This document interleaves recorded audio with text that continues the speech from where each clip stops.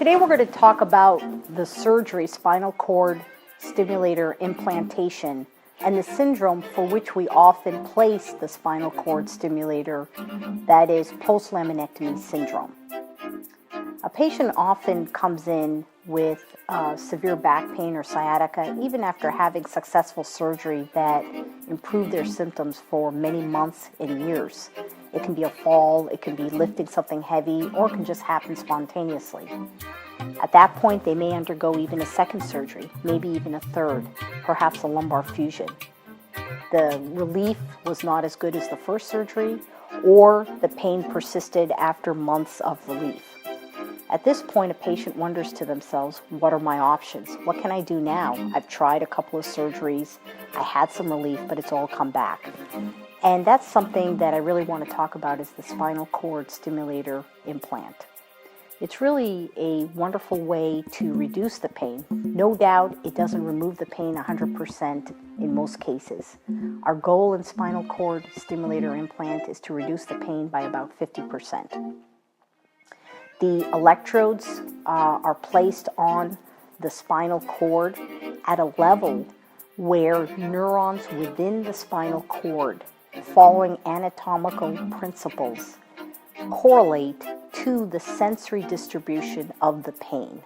So, for example, if you have low back, which is in the low back area where you feel the pain, you would place the electrodes high up on the spinal cord where those neurons send out nerves that correlate to that area of sensation.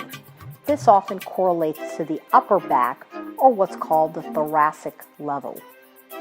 In other words, we would not place the electrode in the low back, we would actually place it up higher, where those neurons would send out nerves to that sensory area. By stimulating that area of the spinal cord and thereby those neurons, we modify the way the neuron processes the signals, and in doing so, it reduces the pain. There are different patterns of stimulation that can also affect the pain. It can be a fast train of electrical stimulation, which again can reduce the pain. In all of these modalities, this ends up being the final option after a long period in life of trying to fight this pain and getting, no doubt, some relief from the previous surgeries, but for whatever reason that pain recurs. What I really like about this surgery is that you start with a phase 1. It's very logical. I think most patients who see this realize that in lumbar surgery, we often give a set of options, but we don't know really is it going to work for you. In this case, we actually do a trial. So the first trial is a very minimally invasive approach to seeing, will the spinal cord stimulator actually work? After this phase 1 is done, which is actually almost like an injection, where they percutaneously, through a channel, place these electrodes in the designated area, and then you try it out. It's connected like a tail coming out of your low back, connected to a stimulator. You end up programming yourself and seeing whether it has relief. And you tell us, does it work? If it doesn't work, we don't do the phase 2. We don't do the final implantation. But if it does work, you tell us. You say, yeah, it reduced the pain by about 50%, and then we proceed with the final stimulator.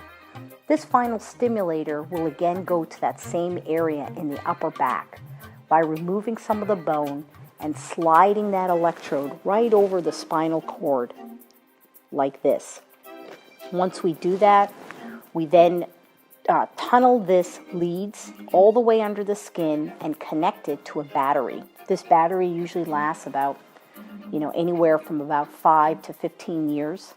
And once we do that, we test it in the operating room before we even close whether it's actually working. Then we close, and then in the post-operative bay, we check again whether it's actually covering your area of pain. The patient will get immediate relief within a week from their preoperative pain. No doubt they will have new pain from the incisions, but with time, those incisional pain will die down, and especially with additional pain medications. I have had very gratifying results talking to my patients who really wondered whether there was any other solution out there, and were pleasantly surprised, able to walk without a cane, able to walk more, able to walk up the stairs, and it really is gratifying to see.